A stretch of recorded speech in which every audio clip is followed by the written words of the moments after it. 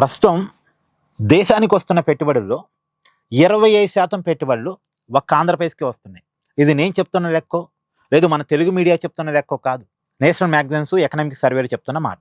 దేశానికి వస్తున్న పెట్టుబడుల్లో 25% పెట్టుబడులు ఒక్క ఆంధ్రప్రదేశ్కే వస్తున్నాయి.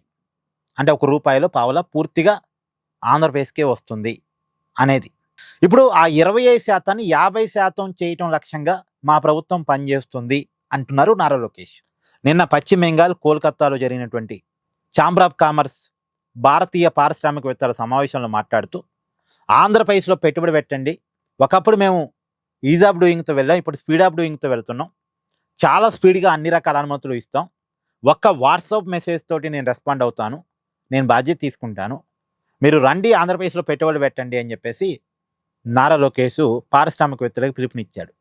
నిన్న ఒక్కరోజే 17 కంపెనీల ప్రతినిధులతో సమావేశం అయ్యాడట. ఒక్కరోజే 17 కంపెనీల ప్రతినిధులతోటి భేటీ అయ్యాడట. ఇక్కడ ఆంధ్రప్రదేశ్కి ఇంత పెట్టుబడులు రావటం వెనకాల మనం సహజంగా కారణం ఏమని అనుకుంటాం?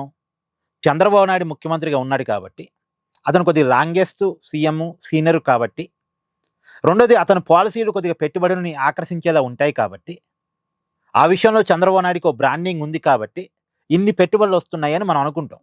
కానీ చంద్రబాబు నాయుడు బ్రాండింగ్ ఉన్నమాట నిజం, ఆయన ప్రయత్నం ఉన్నమాట నిజం, ఆయన పాలసీలు కారణమైన మాట నిజం.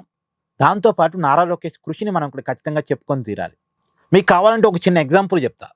ఇప్పుడు గూగుల్ డేటా సెంటర్ ఉంది, చాలా పెద్ద పెట్టుబడి. అమెరికా వెలుపల గూగుల్ పెడుతున్న అతిపెద్ద పెట్టుబడి గూగుల్ డేటా సెంటర్ ప్లస్ ఏ హబ్, 1,50,000 కోట్ల పెట్టుబడి. అంత పెట్టుబడి కోసం దేశంలో చాలా రాష్ట్రాలు పోటీ పడ్డాయి, చాలా నగరాలు పోటీ పడ్డాయి. కానీ అన్నిటినీ దాటుకొని మన వైజాగ్కి ఆ పెట్టుబడి రావటం వెనకాల ఖచ్చితంగా నారా లోకేష్ ప్రయత్నం ఉంది. ఇది మోడీ గారు చెప్పిన మాట, నేను చెప్తున్న మాట కూడా కాదు. అందుకే నారా లోకేష్ ప్రయత్నాన్ని చూసిన తర్వాతే లోకేష్ పట్ల మోడీ గారిలో ఒక అభిమానం కలిగింది. అభిమానాన్ని మోడీ గారు చాలాసార్లు చూపించుకున్నారు కూడా. ఢిల్లీ పిలిపించుకొని తన పర్సనల్ టైంలో దాదాపు గంటల సమయం ఇచ్చి లోకేష్తో భేటీ కావటం, ఇవన్నీ మనం గతంలో చూసాం. అంటే దీన్ని మనం క్లియర్గా గమనిస్తే లోకేష్ ప్రయత్నాన్ని మనం ఇక్కడ ఖచ్చితంగా చూడాలి. సో ఇప్పుడు 25% నుంచి 50% పెట్టుబడులు ఆకర్షించడమే లక్ష్యంగా పనిచేస్తుంది అనేటువంటి దాంట్లో ఉన్నారు. కానీ నిజంగా అండి, ఈ రకమైనటువంటి ప్రయత్నం కొనసాగింపు కనుక ఉంటే ఒక బ్రహ్మాండమైనటువంటి భవిష్యత్తు ఆంధ్రప్రదేశ్కి ఉండేటువంటి అవకాశం మాత్రం క్లియర్గా ఉంది.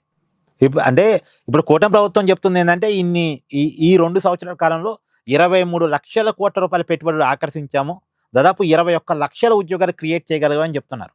నేను ఇదంతా నమ్మట్లే. సగం అనుకున్నా సరే, వాళ్ళు చెప్తుందంటే సగం నిజమైనా సరే చాలా బ్రహ్మాండమే, చాలా బ్రహ్మాండం. ఏమంటారు మీరు? కామెంట్ చేయండి. Please do like, share and subscribe this channel.